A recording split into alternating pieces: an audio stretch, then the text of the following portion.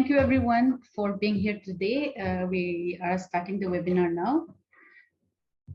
Please do listen carefully to the participants who are attending today. We would like to introduce ourselves a bit about the webinar first.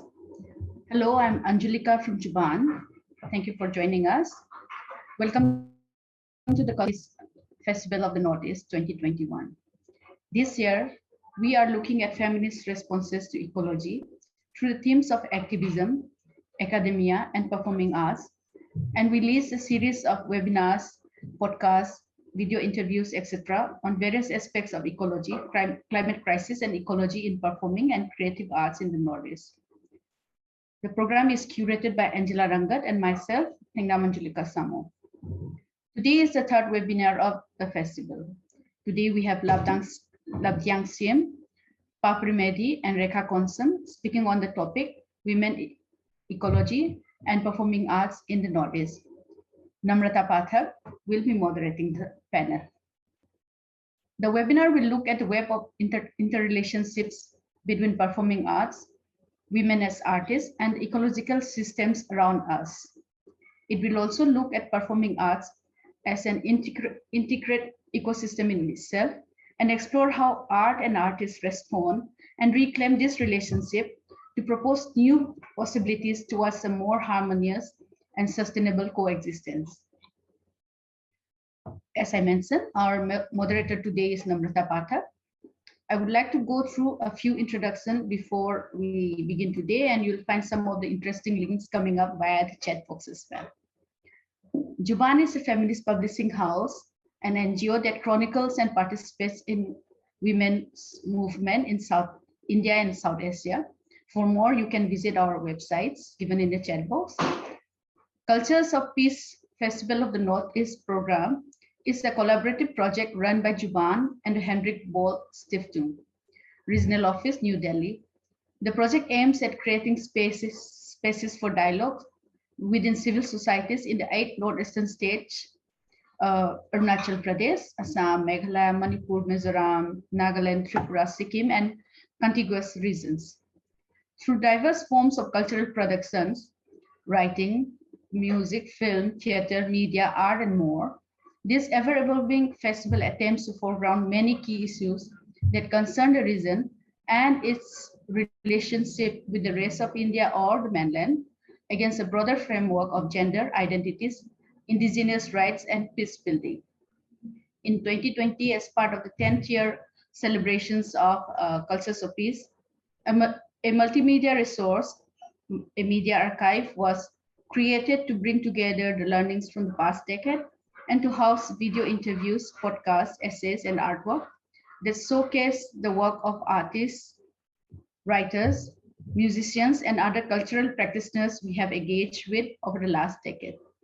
The building of the archive in 2020 was supplemented by a series of online engagements centered around 2 themes: food cultures of the Northeast and women in music in the Northeast.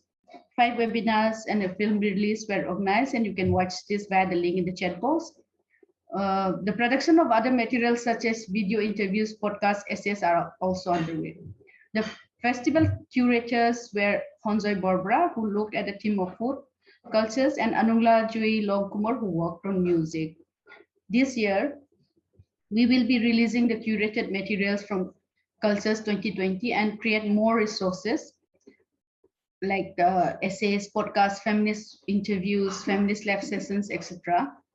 to further our engagement and support on ongoing discussion in the Northeast. You can find more about this project via the link in the chat box.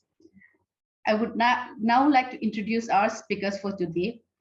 Labdyang Siem is a Shillong-based theater artist who has been revisiting Khasi folklore and investigating notions of identity, gender, and transcultural relationship through her work.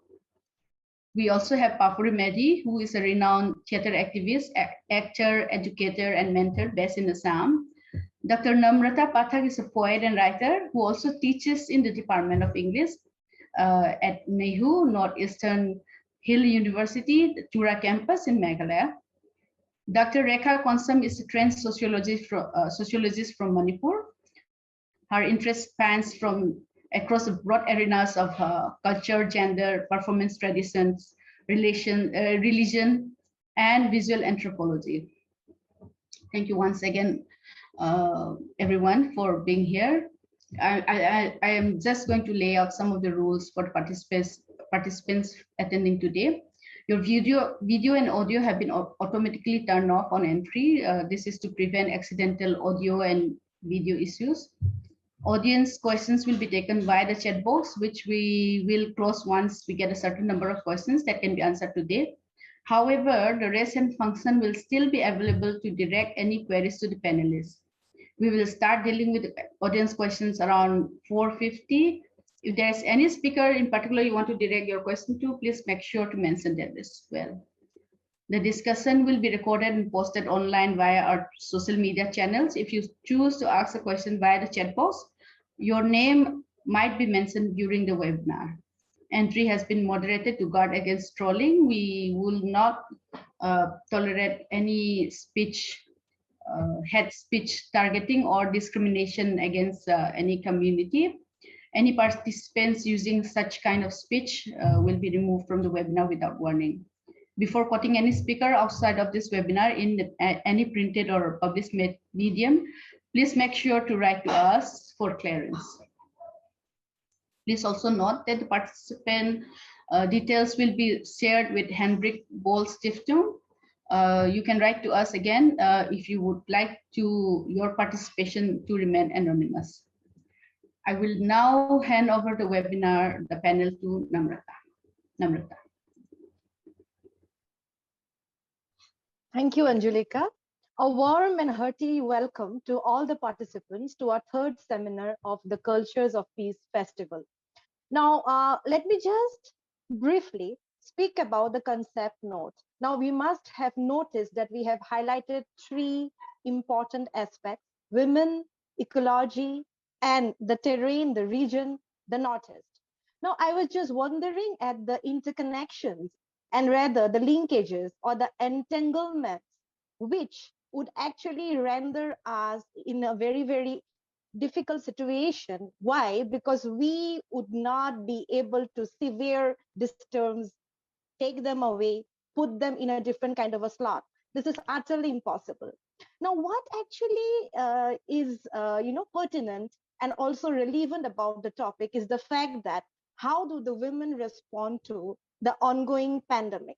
And if so, what is the importance of ecology in the performance or in performing arts or in the world of theater? Apart from that, how would you look at the body of a woman performing?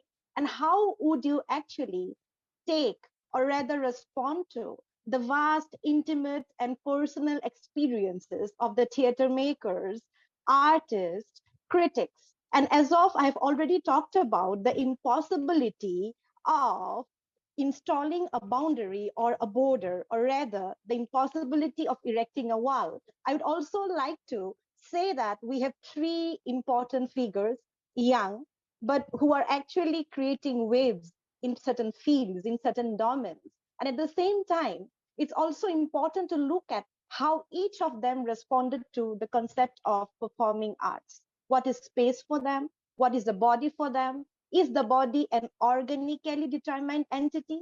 Is the body a different kind of, like an aspect, like which would break the barriers? Can the body be defined at all? And what is the body of a woman in a particular space?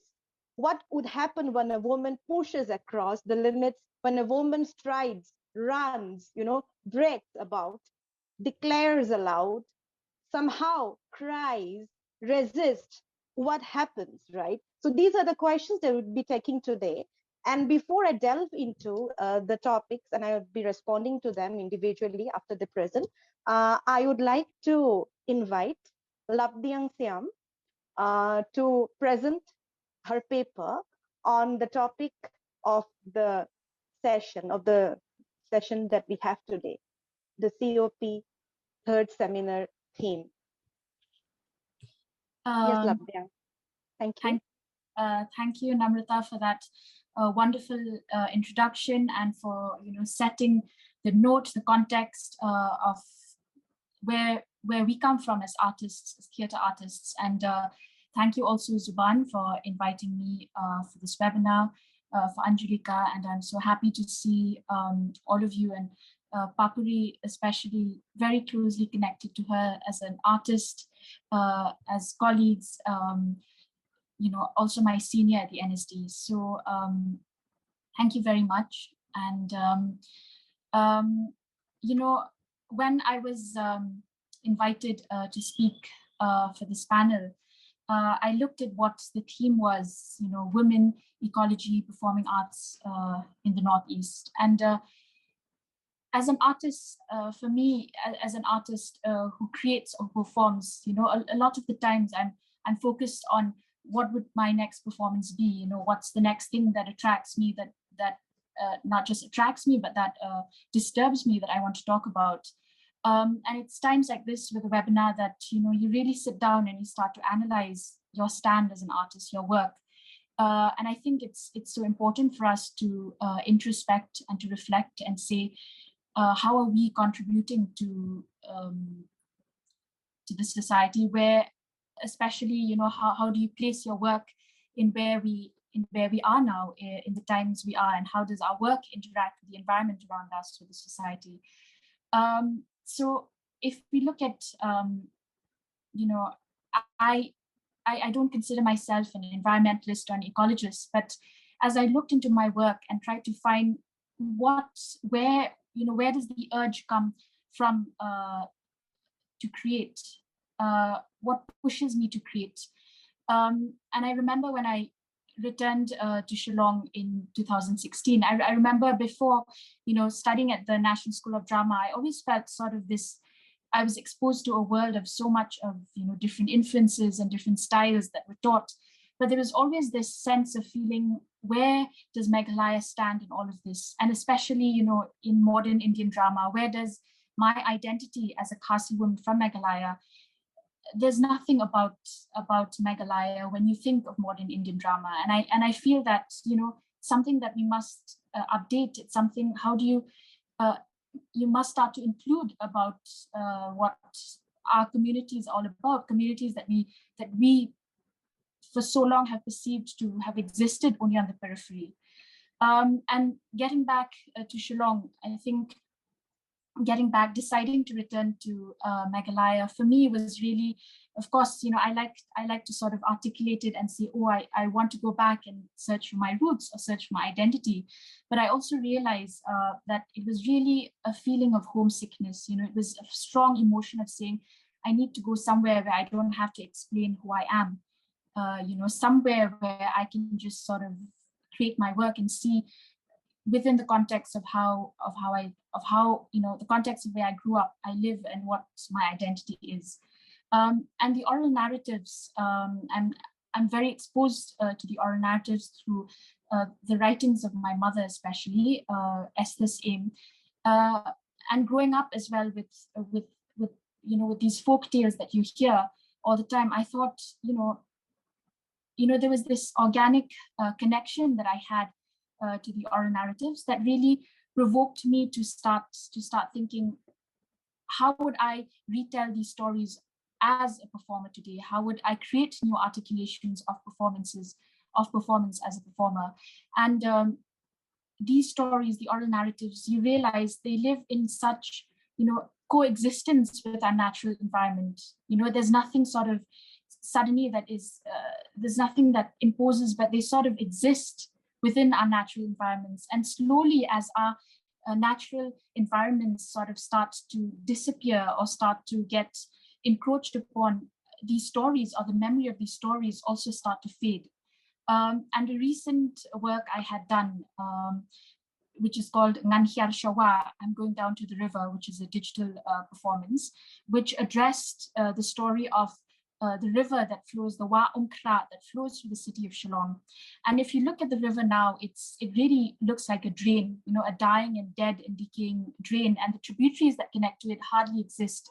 And I wanted to go into sort of the memory space, or I don't know if you can call it the memory ecology either, if I were to, you know, use that word, and draw out and say, stories that connected to the existence of the water bodies, for example, stories that of water fairies, stories of these different caves and different stories that emerged with the water bodies are slowly starting to be lost and forgotten, because our natural environments are getting lost. They're getting destroyed. So it was with this sort of context that I created the piece Ngan Khyar Shawa, and it's also, it talks about river ecology really and what's happening to the Wampla city of Shillong. And coming a bit to my work as an artist, I also realized that, my work, when I came back to Shillong, there was not a huge infrastructure to support my work. As a struggling independent artist, I had to create my own spaces. And for me, I felt like I had to find my own spaces where I could develop my work. And I also believe that it's so important, sort of a minimalistic approach to how you use your work, where you don't focus on, it's not the waste that you produce, but it's really what do you use from the resources that you have. And one example is my mura, which is a cane sort of round a stool. Basically, you sit on it, and I adopted that thing or that item as really an extension of my body. I'm a physical theater. Sorry, I didn't probably, that wasn't in the introduction. I'm a physical theater. I've been trained in physical theater, and I use my body in expression. My body becomes the storyteller. And I carry the mura with me. It's traveled with me, all over the country, really. I use it as my space, as my stage. I use it as my prop. It becomes the cave. It becomes the coal mine. When I talk about, the trapped miners in the tragic incident in 2018, where the miners were trapped in the Ksan mine, the mura becomes my uterus as I give birth to a new voice within me. The mura becomes the baggage that I carry. The mura becomes, my plow. The mura becomes the drum beats that awakens the Thlen, or the demonic serpent who's supposed to entice humans. And it really is just by understanding this one piece of item, this one piece of prop, I realize that, as artists, I become more and more conscious of what I use in my art, of how I use it in my work. And it allows me to be more flexible with the spaces I perform in, allows me to be flexible where, how I, the meaning that I carry with it. And so it's I think for me, it's really about being conscious of how you are placed as an artist, conscious of where you perform, what you're performing. And it isn't about just, I realize that coming back to Shillong, it isn't about just coming there and saying, oh, I've come here to impose a new way of doing things or this and that, but it's a way of saying, okay, I carry this training with me, I carry all these different ideas with me. I go back to a space, how do I refit myself into that space? How do I understand the resources that are available? How do I understand the social, cultural aspect of what that space is? And how does my work connect to what the space is? Yes, so I think basically that's what a brief really of what my work is. And thank you, Lavdiang. That was really a very, very interesting take on how does the body respond to the different kinds of social relations, the wider segments, or rather the greater purview that we definitely encompass in a theatrical space. And what is interesting is the fact that your body is made enormous by using that moha, and also the fact that it can be any part of your body. Sometimes the moha is your head, sometimes it's your uterus. And I remember you telling me that like the moha has different tags now, because wherever you travel to perform to certain places, no, like the tags are there, like at the airport, and in some places you put those tags. So again, like also the fact that in Meghalaya, like somebody performing there and being a woman, and being the first NSD product from that very place, which is called the periphery, the fringes, a place that is not at all mainstream, and also to get access to the resources and the infrastructure there, you know. So those have different kinds of nuances. And I'm glad that Lamdiang, like what she actually expertised in, like that's what we call physical theater.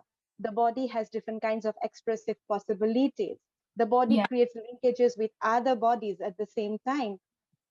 And also the fact that, like, where would you, in a way, place that kind of a theater which does not have a restrictive sense of space? We have spaces embedded within space. We have spaces proliferating everywhere, so much so that there is a spillage, there is a sense of access. And not only that, if she wants to draw the boundaries and create a small, minuscule space, that also she does. And the body sees, acts, performs, resists. And at the same time, the body also somehow becomes the script, the performance text.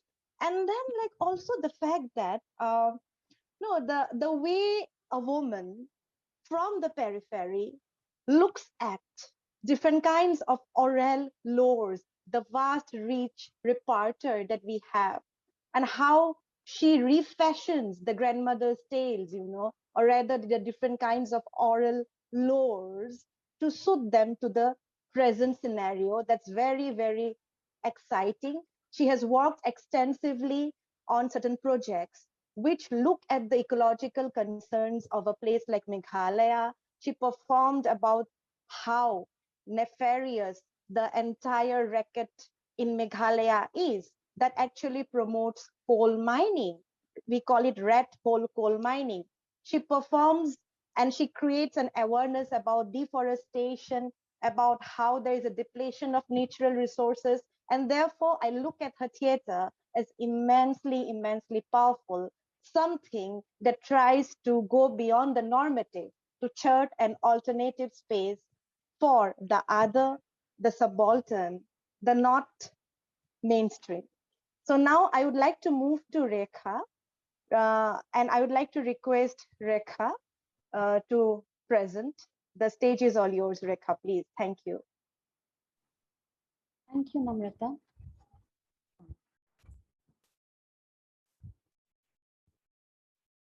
I want to start with sharing a few photographs. Is it visible? Hello? No, Rekha, are you sharing your screen? Yeah, I'm trying to share. Yeah. Visible now? It is saying you, yeah, it's visible now. So Labdyang was talking, has been working on theater, and after me, I think the speaker is also going to speak on theater. So I am not going to be speaking on theater. So what I will be doing is taking all of the present audience away from theater and into performance in the broader sense of the term. So in my work, performance is a broader sense in the sense of everything can be performance in the sociological sense. So ritual itself can be a performance. And from that angle, I'm going to sort of have a short presentation. This picture should is to help you have a better idea of the sort of performance that I'm talking about. So what I would like to, as you look at it, these are the photographs of the festival called Lai Harauba. So for many outside of Manipur, the Lai Harauba is known more for its dance. But for the people of Manipur, it's a festival firstly and a dance later on. And yes, it is a very rich performance tradition, and from which many sort of performance have been derived from. So this is the sort of performance ground that a typical Lai Harauba nowadays have. So the women in the lead of those two lines, the women dressed in white, those are the Maivis, and these are going to be the focus of my paper. So my paper would look at women in general, and in particular the case of Maivi. So they are spirit mediums. That's what sort of puts them apart from others. Now their performance ground, which is the local neighborhood grounds, this is a very public domain. And this is where their sort of ritual service, the major part of the prime part of their ritual service is located. Now, what I want to push in this short thing that I'm presenting is sort of putting it in between 2 points. That is, firstly, the relation between ecology and performance, and secondly, between through the ecology of performance itself. So ecology in the broader sense, which is reflected in the Lai Harauba, the rituals of the Lai Harauba that talk about the beginning of universe, how the world was created, how human beings come into being, how the entire living creatures come into being, how they sustain, etc., etc., etc. Everything is detailed out, including the making of the human body, each and every part of the human body, the birthing of the body, the cultivation of cotton, the construction of the house, so on and so forth. So this can be very detailed, which is actually getting very short nowadays. In the earlier times when we were children and all, this used to take a lot of time, like minimum of 4-5 hours through the night. And this used to be the driving thing of the Lai Harauba.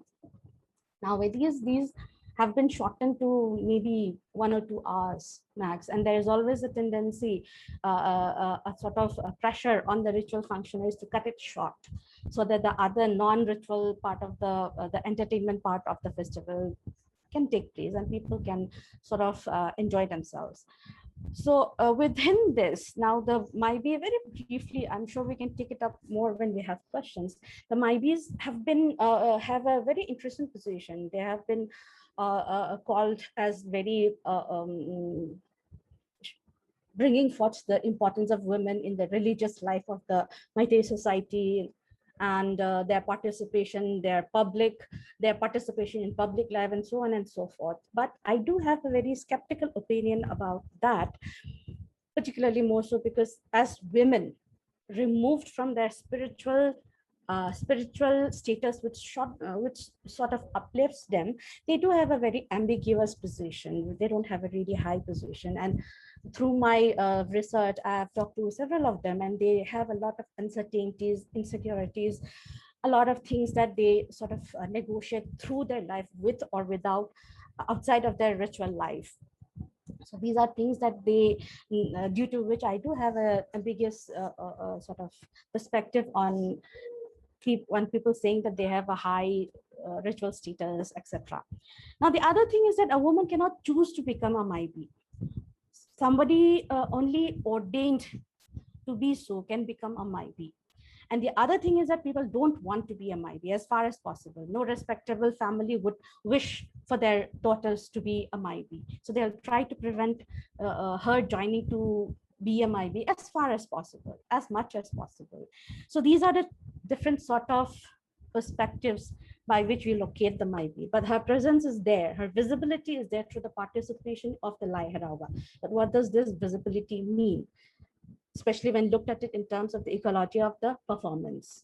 Does their visibility actually mean more than, are we reading more than we should be reading? Are we understanding more than it should be we should be understanding?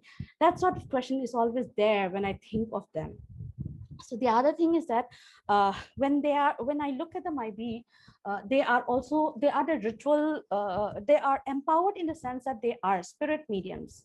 But by the very fact that they are spirit mediums also means that their empowerment is a sort of at the cost of them losing their agency, because they are mediums, which means they become sort of acted upon by whatever is possessing them. So it's a very fine, ambiguous, not exactly ambiguous, but ironical sort of a situation. She's empowered in a sense, but on another sense, she loses her own agency. So she becomes somebody with a higher status just because she is possessed. So that being the one point, the other point is that she is a performing body. Her body is a performing body. So how do we understand this performing body of the Maibi? Now, the state award system and felicitation, etc., they have often awarded the Maibis with medals. The medals don't appreciate her for her ritual service, rather for her performance, for her dance. So in one sense, when I came across it, I was quite surprised. Why would a Maibi, a spirit medium, get any sort of medal, any sort of recognition from the state? What does mediumship have to do with the state bureaucracy? But they were being awarded on the sole fact that they are performers, and they were being awarded as dancers. So that being that, these two needs to be, these are already there, and yet it seems to be forgotten at times. So what does it mean when you put them, sort of juxtapose them and put them, collate it on as part of the same ecology of a performance tradition? This is a question that plagues, that we need to also think about. But in doing so, I want to push one particular segment, and that is the birthing. Now, and as I said, in the entire process of the Lai Harawa, there are different parts that are enacted upon. They are, I wouldn't say use the word enacted, I would rather say perform, ritually offered, because they are not an action in one sense. They are actually performing those rituals. So there is a question of ritual efficacy there. So performing money in the sense of enacting, acting, is not really what is there in it for me, because there is a question of ritual efficacy which has to be concerned. So it's not just any woman, but they as might be doing their part. So that being said, moving on to the next. So this is one of the episodes where they are performing one of the micro details, and this is the construction of the house. Now, to build a house, we are talking about the, as I said, it has a very close proximity to folk life. So the kind of house being built is the mud walls, the ones with the clay mud, which is mixed with cow dung, and the clay is processed, etc. So here in this particular action, they are pulling, the Maibis are pulling up the skirts and performing the act of mixing the cow dung and the clay, and the mud and clay and the straw, etc. So they do the action in such a way that it seems that.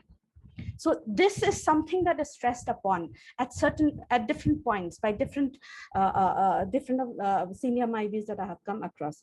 Now, this sort of paying attention to detail doesn't come from the sense of enactment, rather in the sense of performing, because the world is being remade. So the ritual efficacy is important in the sense of these being properly conducted, properly done. Now, this is another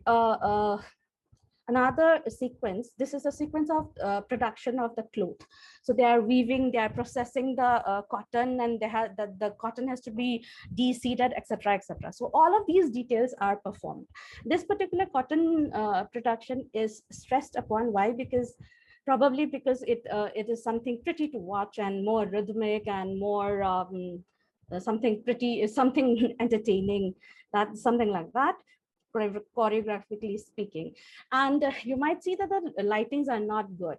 This is because these are all in the open corridors where they are performed. The lightings are meant only for you to be able to see, not for not to enhance your camera, etc. So the pictures quality is very bad. Nowadays, this sort of open grounds are dying out also, and it's more of an enclosed structure where the lightings are good and the photographs are coming very good, and a lot seems to be focused more on photography and videography now. For a better look, this is a typical enclosed space, sort of a performing ground of the Lai Harawa. And over here also you see that the Maibis are leading. So the main ritual performances are always performed by the Maibi. Now coming back to the birthing process, where I want to sort of come back to. Now the birthing process, when after the human body is constructed, the eyebrows are made, the head is made, the eyebrows are made, the hair is planted, the nose is structured. like the lips are done, and every detail, including the feet and the lines under the feet, everything is done. The human baby is born. Now, in the process of this born, the pregnant body is taken out, taken into a separate sort of a enclosure where she will give birth, because they don't give birth traditionally. You're not supposed to give birth in the main house because it's supposed to be polluting. So you're taken to the Wangwon-san, which is the birthing shade. There, all the requirements, I don't know the details of the birthing process to be exact, but you know, the warming of the water and getting the clean clothes, towels, and cutting the umbilical cord of the baby, etc. And when the woman gives birth, she's supposed to push down the baby. So all of this, while circumambulating in the entire public domain, they are supposed to enact that. Now this becomes something, we're talking about birthing process. So it's something very private. And even now, it's a space where less men and more women can be seen. In fact, men are sometimes driven out, as far as I've heard. I mean, I don't know for sure because I don't know in detail. I don't know that much, but often it is said that it is the women's domain, it's a privacy. Men are not supposed to enter in that private enclosure because, you know, that's a very private thing for the woman. So what happens behind the curtain for a woman, something that concerns her private part. So that is supposed to be played out, enacted out by these women in the public. Now, many of this in the present scenario, many of these are young women. Why? Because there's a demand for these performing bodies to be young women. Why? Because they are more attractive, etc. So there's always a demand, but for the young women, many of whom are unmarried, to perform that act is sort of they are a bit reluctant. They find it embarrassing, and often these are parts that are abbreviated to shorten the ritual performance. So now the question then is, this clash, how do you, not exactly a clash, how do we then understand, as a Maibi, you're supposed to perform these means some of your duties, at least one of these duties is that coming to the public, bringing out to the public and performing in the public something that has remained within the private realm. So where does that, because these are again women themselves, and especially in today's context, where there is a seeming what people call commercialization, or the losing sort of ritual importance, weightage given to it, and the increasing focus for the need for the performing Maibis to be young. So how then do we understand this? How then are we supposed to sort of look at this? So it's not an easy thing, but also something that we need to think about. So these are some points that I just want to bring out. Yeah, thank you. Thank you, Rekha. That was really very interesting, especially how there is a passage from the private realm to the public realm. Rather, how these two realms are interconnected, you know, like a pregnant body. That means a body within a body. And this is an experience that is shrouded, like it is hidden from the public eye. And how it has been made a performance meant for everyone to partake of. Now, that's another interesting angle, you know, like we need to look at that. And you have really thrown up certain insights, and there are many angles of vision. And I'm sure like your perspective, you know, the way you looked at this ritual, this festival is interesting, because you talked about the transformation, and you also talked about how it has become a public spectacle, and how in the process it has changed, mutated, and also you have emphasized on the role of the audience, right? Now, according to the need, according to the people, you know, who are there in the auditorium, now the performance caters, you know, the performance caters to all those important aspects, like what would the audience want? Would it sell well? And would it be accepted, appreciated well? Now, these are the ways of evolution of a ritual, and somehow all rituals are connected to popular culture. Now we cannot insulate them. You cannot put them in secular compartments, right? Because performances change. Yes. They are not for us to frame. They're not for us to actually fossilize. Audience are very No. much a part of it. Oh, exactly, exactly. Thank you so much, Rekha. And with that note, I would like to move to Papuri. Papuri, yes, please go ahead. Thank you.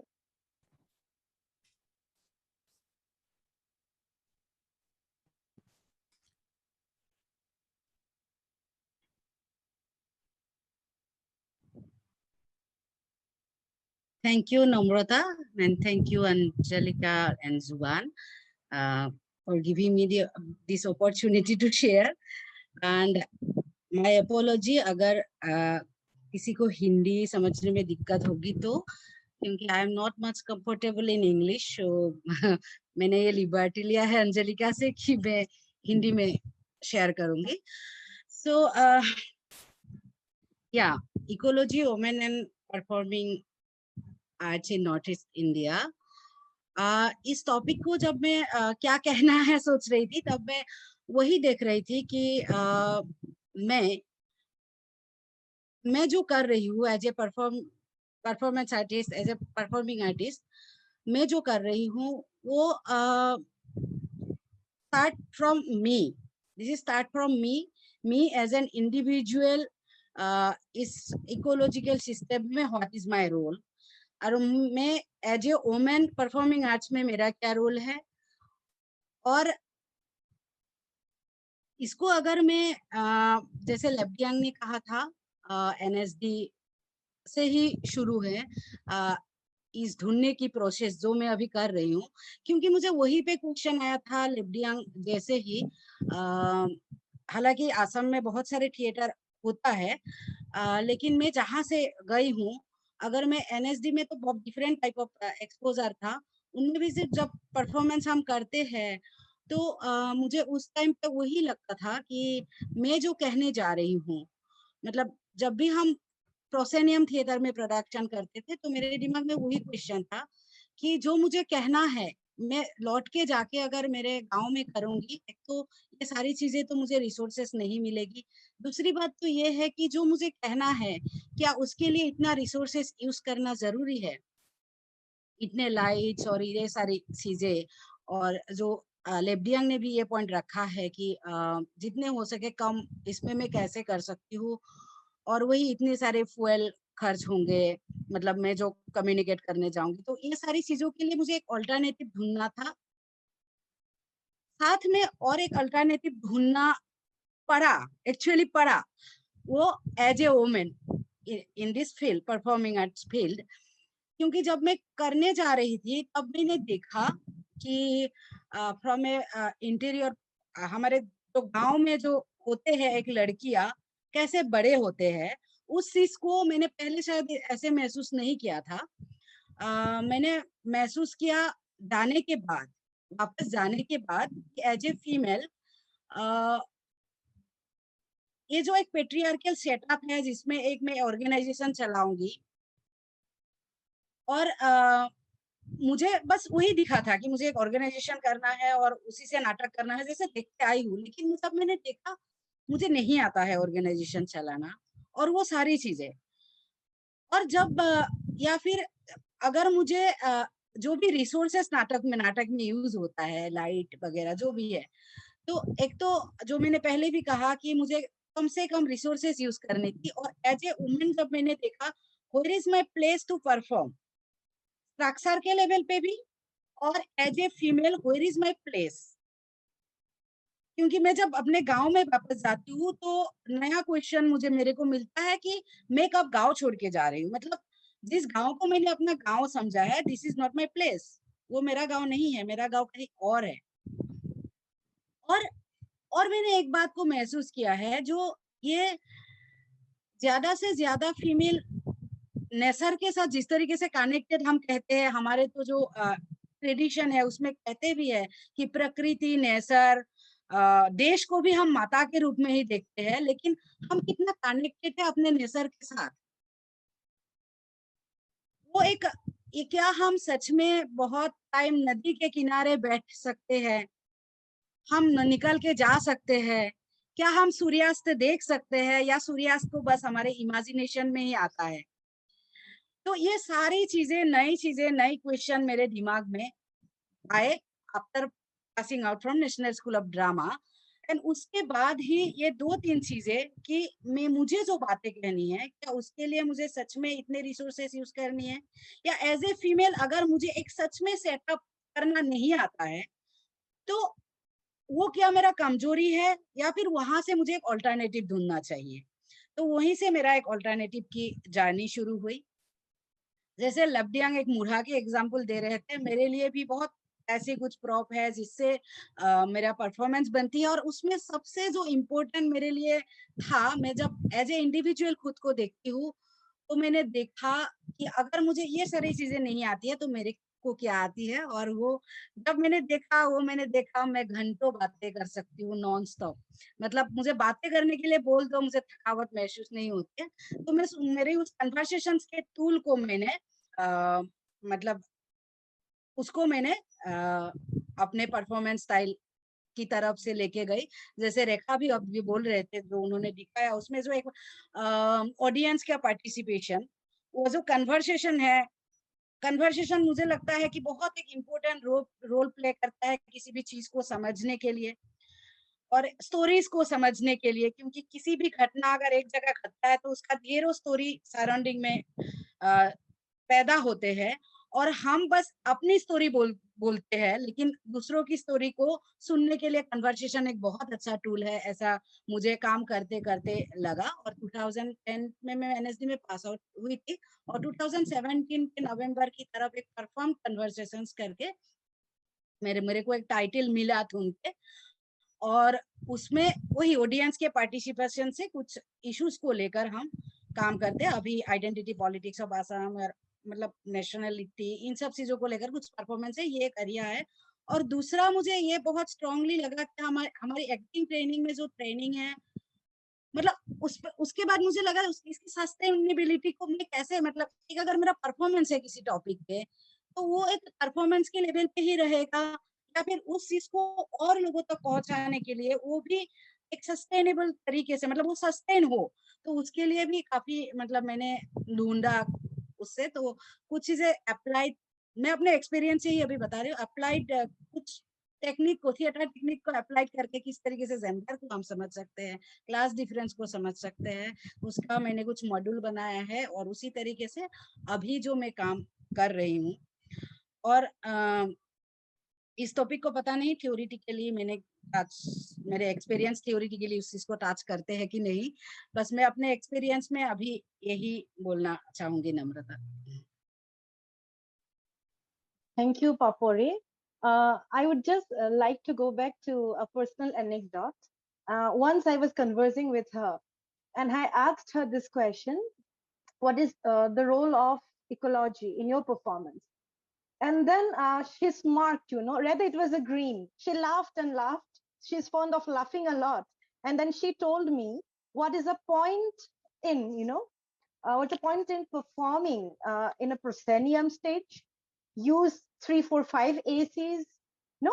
Somehow use electricity and make the audience sit for 2 hours at a stretch and preach about conservation, preach about restoration, preach about plenitude, replenishment, and preach about, green art. Now I got the answer. Now it was rather a biting kind of a remark she made.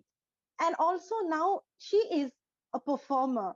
She is an artist. And maybe that's why we can connect to her, because whatever she unfolds in front of us is her own experience, is her own brush with the art, no, is how she looks at it, what she feels about it, what she had undergone, and how she makes theater. Now, thank you so much, Papori. Then again, well, also there's another way of looking at the interconnections between women ecology, rather interconnections among women ecology and theater.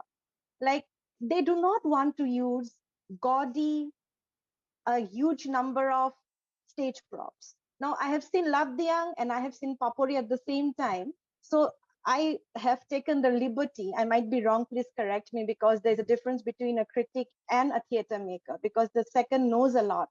The first one just throws up certain things here and there, and I fall short here. I might be wrong.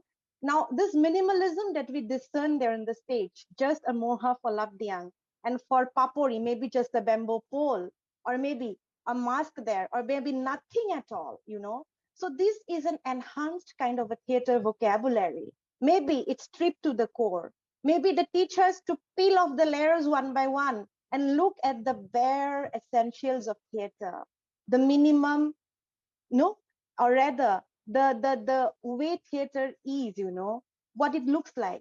And also they teach us to naturalize theater rather than the idea of, you know, using a painted screen or using different kinds of expensive props, or rather using a different kind of visual landscape for us to get attracted to it instantly. They choose a theater that is bare minimum, maybe a theater which is very, very potent because of the fact that they are what they are, you know, bare and minimum. Now, with that note, I would like to take questions from the audience. The floor is open for the participants. They can either type the questions in the message box or ask the questions directly. I think we have a couple of questions here. Let me just look at the chat box. Yes, we have Sadap Wani here, and here is his perspective. When I went back to my village, hello? Namrata, there is Sadaf's comment is her translation for the participation. All right. Of what Papuri said. Shall I read the comment, Anjulika, or? No, it's okay. We'll send the questions to you. All right. Yeah.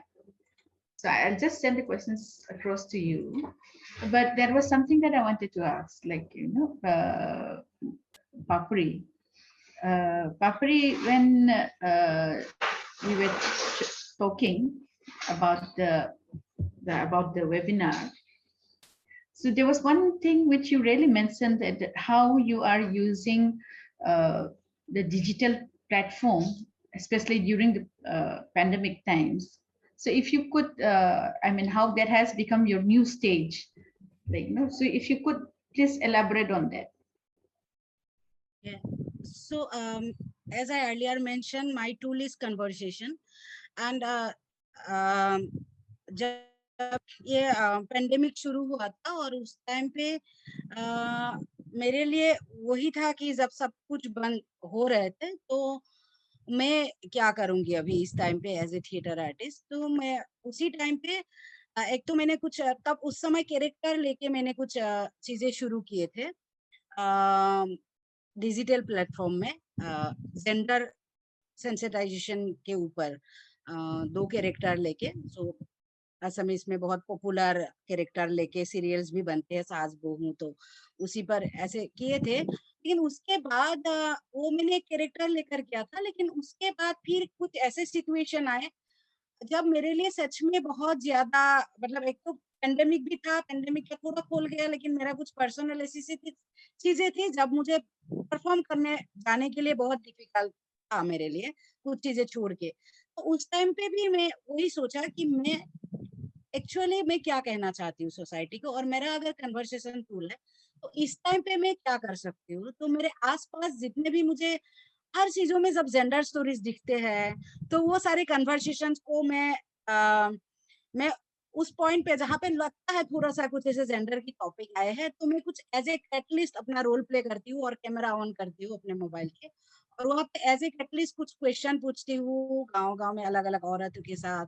ये सारे भी, for example अगर मैं कुछ औरतें एक साथ खाना खा रहे थे तो वो सारे लोगों को ऐसे बोल रहे थे कि ये उस भैया की भाभी, वे उस भैया मतलब चाचा की चाची, इस तरीके से जब बोल रहे थे तो मैंने कैमरा ऑन करके सबको इंट्रोड्यूस कराया कि ये चाचा की चाची है, ये वो भैया की भाभी है, इस तरीके से। और उसके बाद मैंने पूछा क्या ये ये परिचय अच्छा लग रहा है हम सबको? उन लोगों ने कहा हाँ अच्छा ही लग रहा है। मैंने कहा आपका नाम क्या है? और मुझे भी बहुत लोगों का नाम पता नहीं था उस गांव के कुछ औरतों के। तो फिर उसके बाद उन लोगों ने अपना नाम बताया, तो मैंने कहा ये कैसा लग रहा है अभी? हाँ ये तो मतलब फिर इस तरीके से, मतलब ये एक मैंने जस्ट एग्जांपल बोला, इस तरीके से मैंने अभी 100 स्टोरीज का मे बी 77 या 78 मेरा अभी कंप्लीट हुआ है ऐसे कन्वर्सेशन। तो वो देख के लगता है बस बातें कर रही हूँ, लेकिन उसमें भी मुझे वो, मैं उसको एक परफॉर्मेंस की तरह देखती हूँ, और उसमें मेरा रोल होता है कैटलिस्ट का, एक जो वो एक क्वेश्चन प्रोवोक करते हैं और वहां से कुछ टॉपिक्स हम निकाल के लेके आते हैं। ये था Anjali. Thank you so much.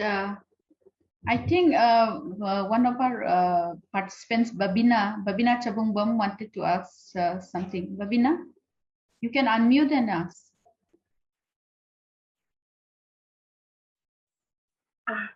Thank you, Chianju. I was still thinking about how to frame this question. But my question is to Chereka. I mean, I was thinking about the birthing process that you were talking. And if we look at the process, like how you're interpreting it, I'm also thinking of how that same process that they are enacting or performing is a part of a larger dance sequence, which is not, necessarily seen in that way of, say for example, the concept of private that you're bringing in. So I'm trying to understand how we can bring in that private, a concept such as private when we understand Lai Haroba, because, the whole ritual performance itself is, I'm just trying to understand the connection between, how you are bringing in the private and the process of birthing in the process of Lai Haroba, because the Lai Haroba, as I understand it, is, I think I'm just trying to understand that connection. Maybe you can elaborate on that. And also dance ecology, if we talk in terms of Lai Haroba, like the COVID thing, I've encountered many Imam IBs that I'm, also close to, who's suffering because of the pandemic, because they cannot engage in Lai Haroba rituals, and that itself is affecting, immensely in their livelihood. So maybe if you can, Should I answer? Should I respond now or should I wait? Yeah, you can respond now. Yeah. Okay, thank you, Bhavina, for the comment and the question, for giving me a chance to elaborate. Yeah, I'm not talking about the dance ecology, number one. As I said in the first point, I'm talking about the performance, ecology of performance of the Lai Haroba. I'm not talking about dance, because as it is, my skepticism is about the Lai Haroba being seen as dancers. Number two, the idea of the Lai Haroba being seen specifically as dance performances, which is not for me, which is why one more thing that I emphasized in the very beginning is that these for me are ritual performances, not dance performances per se. They are ritual dances. Why? Because they have ritual efficacy. It's not about the perfectness of movements. It's not about the intricacies of dance, but it's about ritual. Dance as a ritual, which is why I again say that it's not about enactment. It's not about acting. It's about the ritual being conducted. And the ritual is being conducted through those dances. So, and I can understand where the question is coming from, because I have spent a lot of time in this to even clarify my thoughts on that. Why is a Lai Haroba spoken about in the first place as dance? For me, it is not. There is dance. It incorporates dance. It is not primarily dance, unless you say that the rituals are dance. So that is the first thing I want you to sort of understand the premise that I'm coming from. Of course, there are always other angles of looking at it. You can always look at it as a performative tradition, as a dance performance from the dance angle, etc., which I'm not doing, honestly. So this is not a disagreement on that. I'm just sort of saying that this is the perspective from which I'm engaging. And for me, the Maibis are firstly ritual functionaries, less of dancers. So this is one thing that I really want to make clear. The second thing is that about the public and the private domain, Lai Harauba is a public ritual for me. And I don't think, even otherwise speaking, I think it is a fact that Lai Harauba anywhere is a public ritual. It is never a private ritual. Now, these are being performed in the public domain. Birthing is not something that any woman would like to do in the public, much less, participation of people who are not really in the close circles, not even or the required helper, midwife, doctors, gynecologists, etc. Beyond that, you don't want to welcome, for a woman. You don't want a stranger to just come and walk in. So that is a very private thing. And for them to enact it, that is where my point is. These women, as part of their ritual duties, have to enact it. And in terms of ritual efficacy, by the rules of ritual, by the norms of ritual efficacy, they have to do it properly, a proper redoing of that. Because remember, in terms of ritual efficacies, it has ritual implications.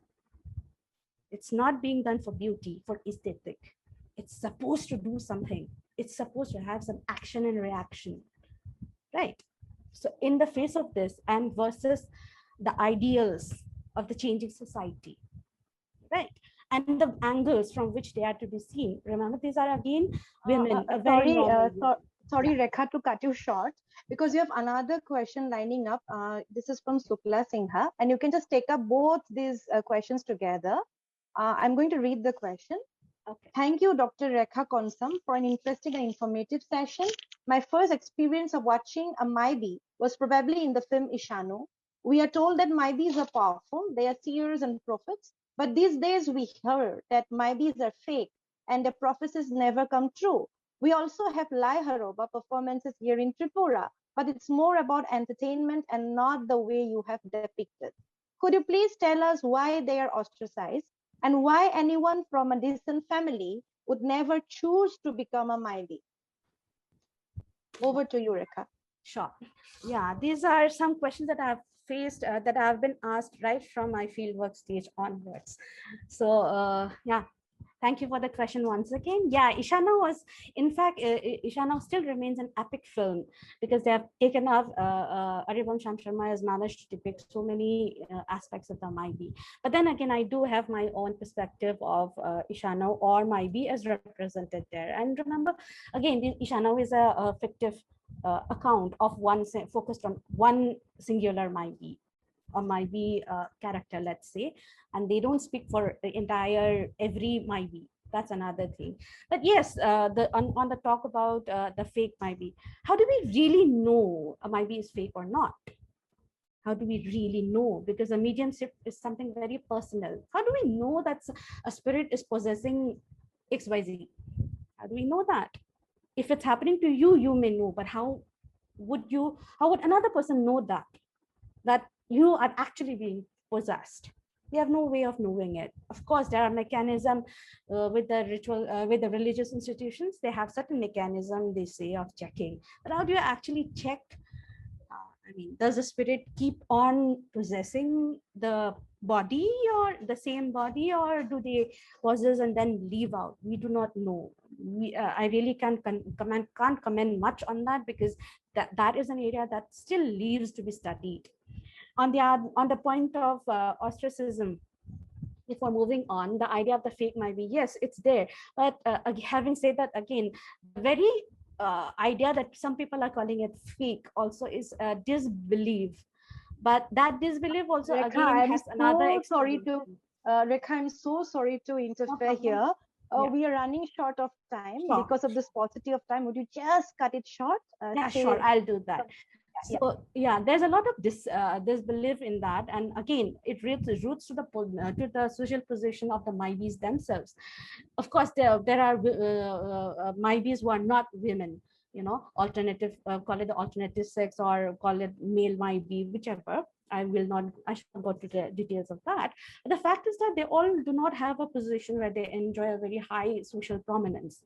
That fact is there. And in terms of the patriarchal structure that still operates within the ritual institution, within the religious institution, again, the Maibi has a low position.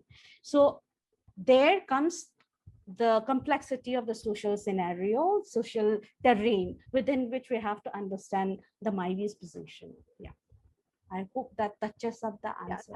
Yeah. Yes, thank you so much, Rekha. Now, one last question for Labdyang. Tell us something about your new project in the chicken coop, Labdyang. Hello. Yes. Yeah. Yeah. Thank you. Yeah.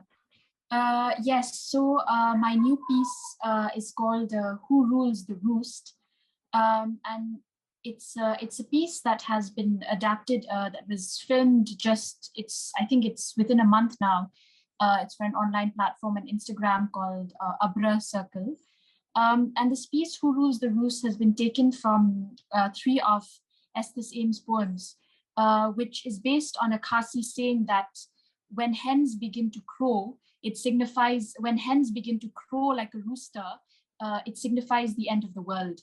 And, you know, we grew up hearing this saying, oh, whenever there's a woman who's, who expresses herself, and people say, oh, don't let the women speak, or when women speak too much, I have too much of an opinion, the world will come to an end, and sort of everybody laughs about it and takes it as a joke. And for me, when I looked at this piece and I thought about it, and I really wanted to adapt this piece, or to adapt what this poem is about, which challenges. And I remember the lines that says is, why are we so afraid of women crowing? Women must also crow. And why is crowing, or why is expressing yourself loudly, in fact, only has to be a masculine sound? Why do you associate women having an opinion as something that the world will come to an end, topsy-turvy, there's chaos everywhere? So we shot this piece in a chicken coop. It was an outdoor piece. Again, it was a digital piece. We shot in an outdoor coop, and inside a chicken coop. And the piece is available online on Instagram if any of you would like to watch it. And there, I wanted to study the dynamics of the rooster and the hens, and make a satire of this whole thing of hens trying to crow. And what I used was the turban or the spong that Khasi men wear, which is a very patriarchal symbol, also a symbol of status. And I combined it with my Jan Kirsha, or the apron that Khasi women wear. And for me, the Jan Kirsha is really a working women's costume, and it's a piece that I've also adopted in my performances. As I am an actor and I am a working woman, an actor, I work, and this is what I wear. So I combined sort of the Jan Kirsha and the turban, and to sort of bring about a combination, also to just a combination of these two genders, or to sort of challenge gender norms. We ascribe this turban to something only patriarchal and of status, but what happens when a woman wears it? And these are questions that I ask. So it's very much to do with satire. It verges on the absurd, and I work with a sound that I try and produce, which is my crowing sound. Is it of anger? Is it of, is it of pride? Is it of frustration? Is it of sadness? What is this crowing, and how can we, and especially because we're talking about a matrilineal culture where in so many ways, you romanticize, the Khasis and matrilineal and the matrilineal culture, but actually it needs to be challenged. And as a woman from that culture, from that community, I find it so important that we must keep challenging it, and we must question, saying like, because as kids, you would laugh about it and say, oh, she's speaking too much, or she has too much an opinion. But now it says, no, use your voice. And how do you bring out that sound? What is your crowing, in a way? So that's what the piece is.